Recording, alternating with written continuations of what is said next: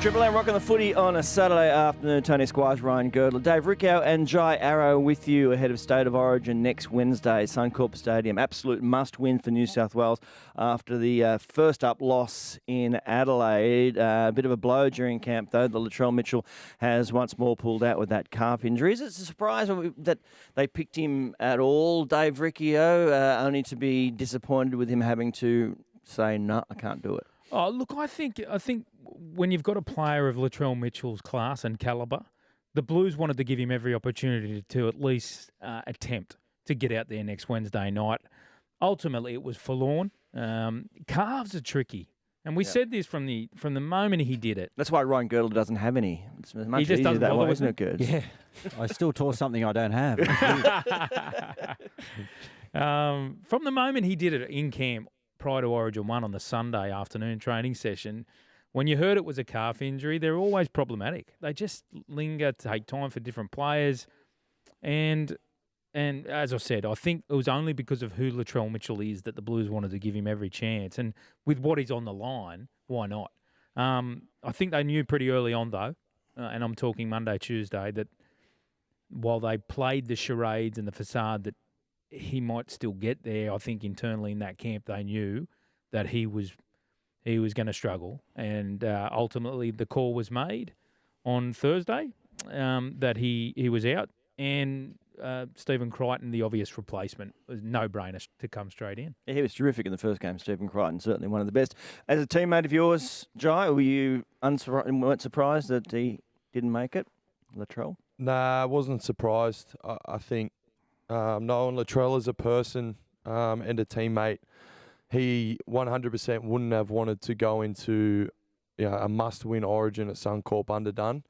And I just feel as though he probably would have made that decision and just said, it's probably best if someone who can play and can train throughout the whole week fills his spot, because going up to Suncorp in a must-win underdone probably wouldn't have been ideal for him. And I think he's a huge loss for him. He obviously gives players around him a lot of confidence when you see Latrell Mitchell, especially when he's got the ball in hand. So wasn't really surprised that he pulled the pin. Stephen Crichton, obviously, as I said, Girds, he was terrific in the first game, so he won't let anybody down. No, he certainly won't. But I understand, their decision to bring Latrell back in, because we need a circuit breaker. He's a guy that, in a situation, given as much sort of football as they got in game one, he and Stephen played really well. But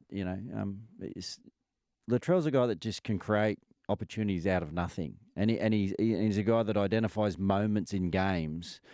And then goes in and does something in those moments. And unfortunately, we don't have a lot of those guys. Or there's not a lot of those guys in the game. You've got like guys, Cam Munster, and we saw Daly Chair Evans with a couple of moments. We needed to have a couple of those moments in game one. That potentially could have been the difference for us. And Latrell's a guy that, he's just always around those sort of moments in big games. So I think that's why we'll miss him the most. I think it's an even bigger blow on the basis of what Gerds is talking about, going to Suncorp. Latrell Mitchell's a player that, as we've come to know, really embraces the occasion, the atmosphere, the us against them. We've seen him do it for South Sydney against the Roosters. Really go after what he's happy to bait the Roosters fans by calling it Trellion Stadium. He loves it. He loves it. And that's a real not, as Gerd said, not every player's got that confidence to really put themselves out there, knowing that you're on almost a hiding to nothing. If you get it wrong, you're going to get bashed for it publicly. But Trell's not afraid to do that, and it's a blow on that account, because the occasion up there is what is ultimately one of the biggest hurdles for the Blues. We know that never in history, never in 41 years of State of Origin, has a Blues side lost game one and gone up to Queensland and squared the series and gone on to win the series. It's never been done before. This is what's on the line for the Blues, and someone like Latrell, he would push all that aside. Whatever. Let's go do it. He really would. He would, but I like that stat, Dave. It's his birthday yesterday? Yeah, it was his birthday. Happy birthday, Trell, you big fella, wherever you are. Thinking of you, love you. I'll see you soon.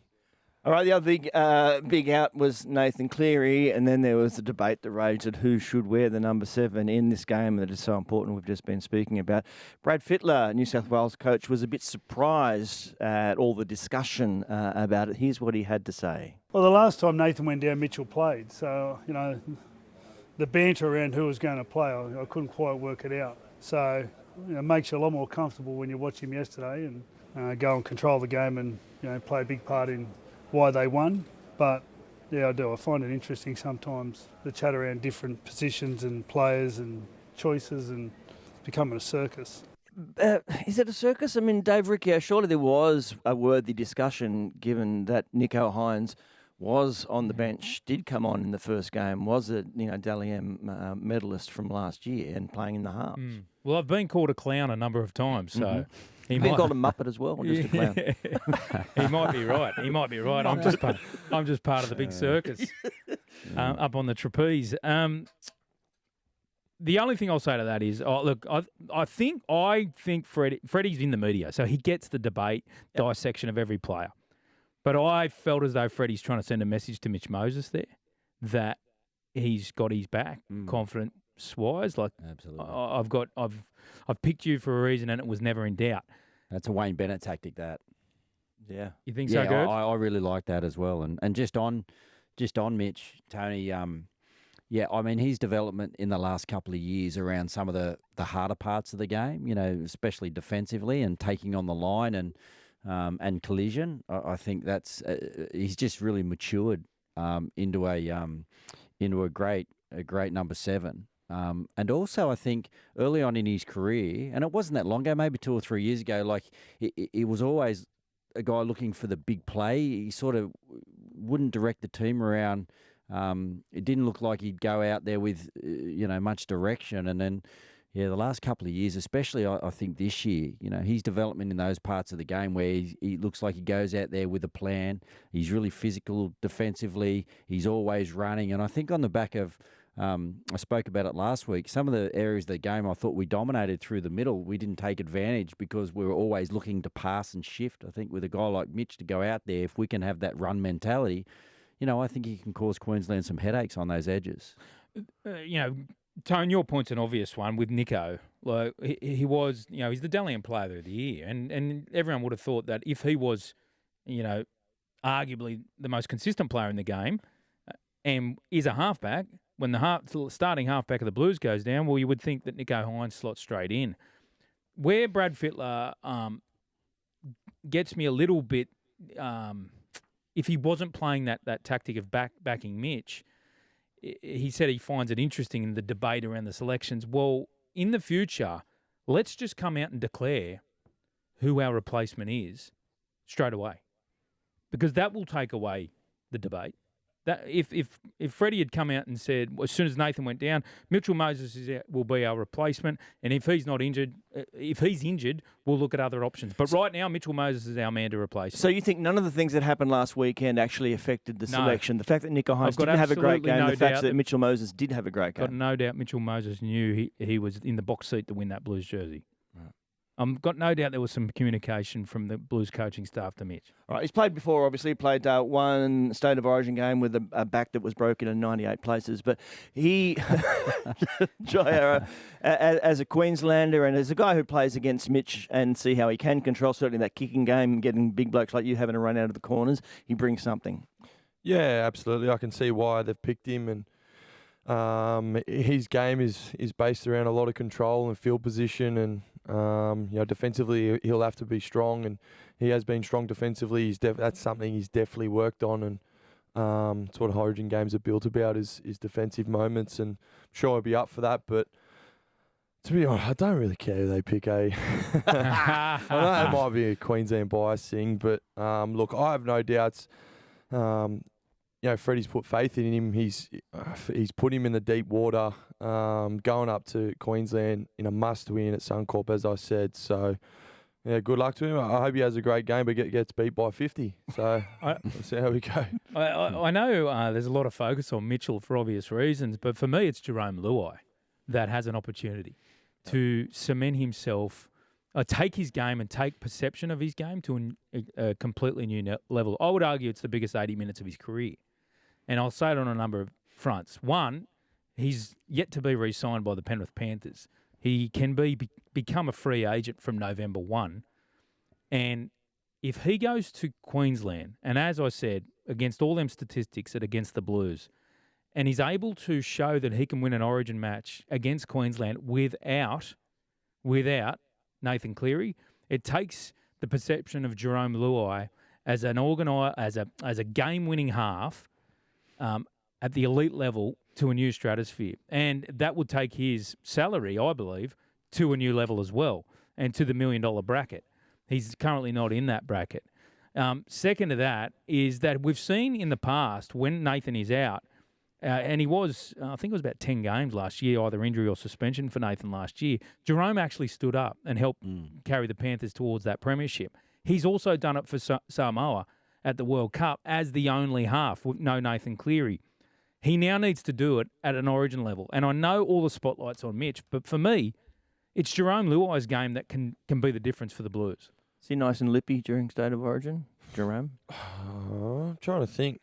No, I'd say so. I haven't really had many run-ins with him on the field, so I'd have to think. You haven't pulled his hair? I was a bit lippy. No, not me. I don't pull hair. You're a bit lippy. Meanwhile, of course, the Maroons are a little flying under the radar, everything going along hunky-dory, tickety-boo. We'll talk a bit more about them shortly, but we have to go to break because we will speak to assistant coach from the Blues, Greg Alexander, next on the Saturday Scrum. So good to have your company, and as always, so great to speak to this man. Of course, he is Blues assistant coach, Greg Alexander. Brandy, g'day, mate. Hello, Tony. How are you doing? You're still teaching them how to do the torpedo kick there at training, are you? Those were the days. Those were the days. The only kick he's got, Gerds. He tells me it's the only kick he's got. I've seen it. I've seen him work his magic with the torpedo. He's got a few other ones, Tone. Don't let him tell you that. Hey, Tone, don't let him get away with that laugh. He literally is at training putting the torpies up. I've seen it happen. Oh, it's a beautiful thing. How's it all going? Obviously, they're going about 15 metres high. That's the problem. little hamstrings are pinging. Yeah, the shorts they're getting shorter and lower every year. Shorter and lower. No, things are good. I'm just on the Newcastle Linkway to the 3 o'clock game this afternoon. So looking forward to it. That will be good. Knights, Roosters, yeah. Look, Dave Riccio has just reminded everybody of the stat, should you get this job done, creating a bit of history to go into Game 2 at Suncorp Stadium, 1 down, and actually win that game to come through to get the series. What do you feel like about creating that bit of history? That'd be nice, Tony. That certainly would be nice. If we don't create history, I think I might take the slow trip round home via WA. Just take a couple of weeks to get home. Yeah, no. Look, everyone realises what the challenge is in front of the team, but I think everyone's excited about it. Suncorp's, it's a tough place to win, but I think we've got the team, and if we play anywhere near the football that I know this team can play, well, and we do we get the part of the game that you need to get right in an Origin game, and that's the physical battle. You've got to win the physical battle, and you can't flinch. You just got to do it for 80 minutes, and I think if we get that part of the game right, we've got the points to win. Hey, Brandy, it's it's a great opportunity. It's a great story, isn't it, for our boys to go up? They're usually going into most series as favourites, and the stories are always about Queensland and who they bring in. The opportunity's there really for the boys this time, and it's a little bit romantic, and I think that's what's exciting the state, and I'm sure the players.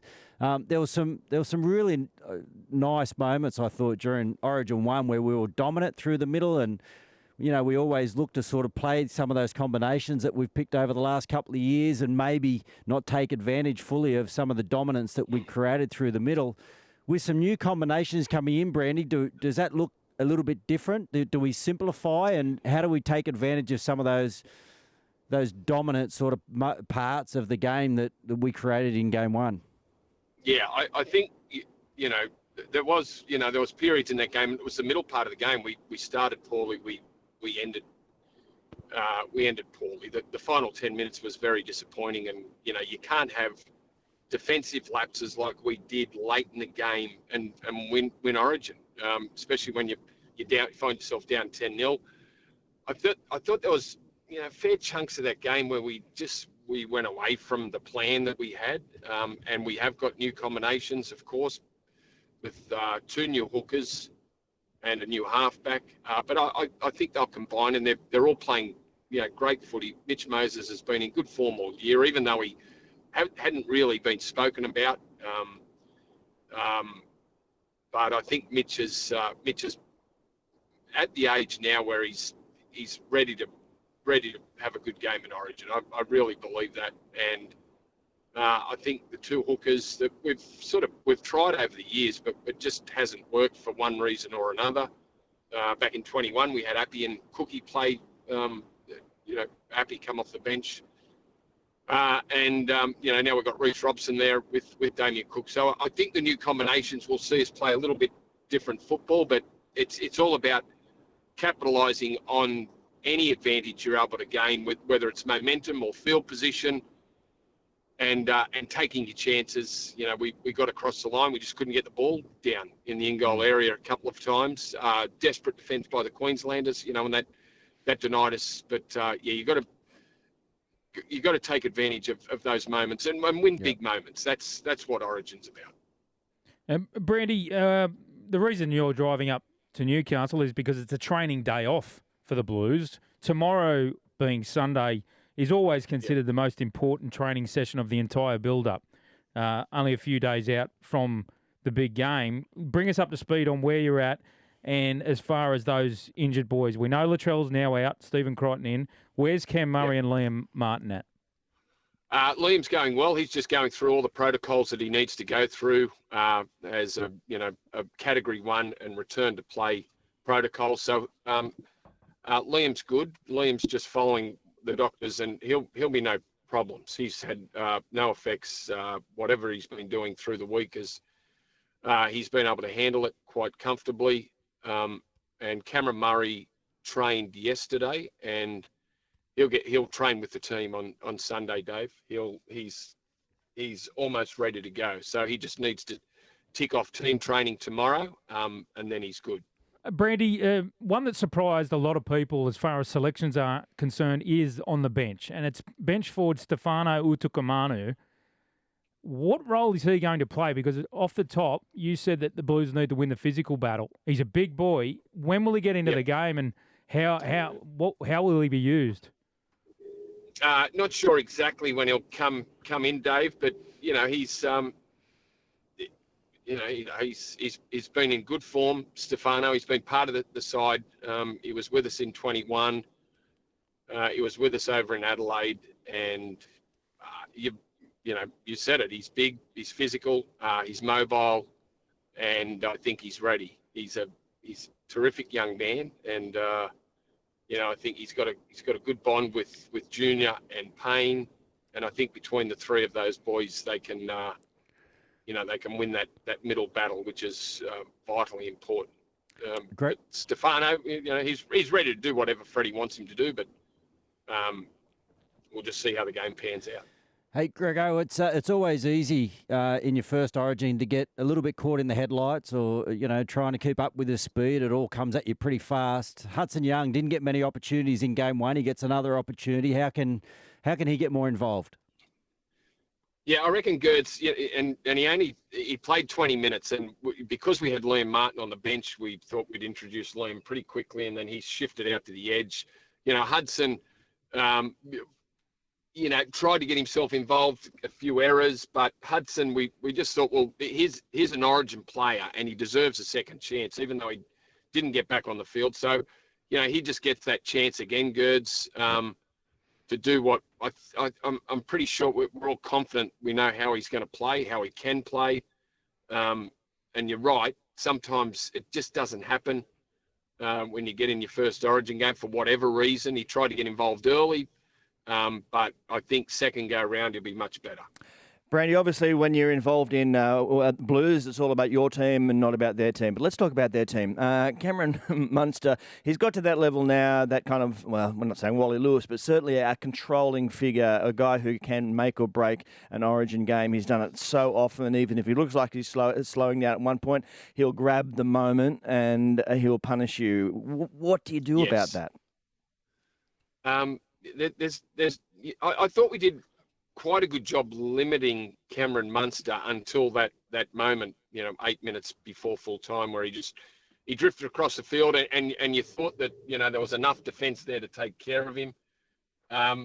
Tony, I don't know if we've had this conversation before, but whenever I think of Queensland Origin at the moment, and for the last 5 years since I've been helping Freddie out, the player that springs to mind is Cameron Munster.